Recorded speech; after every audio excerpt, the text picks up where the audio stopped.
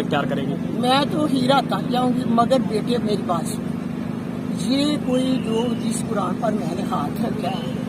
وہ نبی پاک صلی اللہ علیہ وسلم نے اپنی امت پر اتاری تھی، یہ صحیفے آسمانوں سے آئی تھی،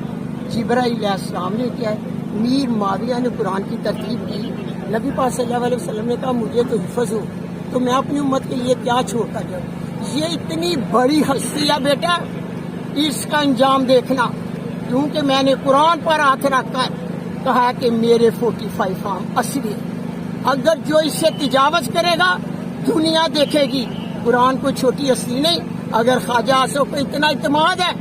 تو میں کہتی ہوں آؤ اپنے آروں کے ساتھ آپ بھی اسی قرآن پر ہاتھ رکھے، اہدنا الصراط المستقیم، سیدھے راستے پر الحمد شریف پڑھ کر میں بھی ہاتھ رکھوں گی، تو فیصلہ ججوں کو بھی کرنے کی ضرورت نہیں پڑے گی، فیصلہ خدا کی طرف سے آئے گا، کیونکہ یہ قرآن اس کی ہستی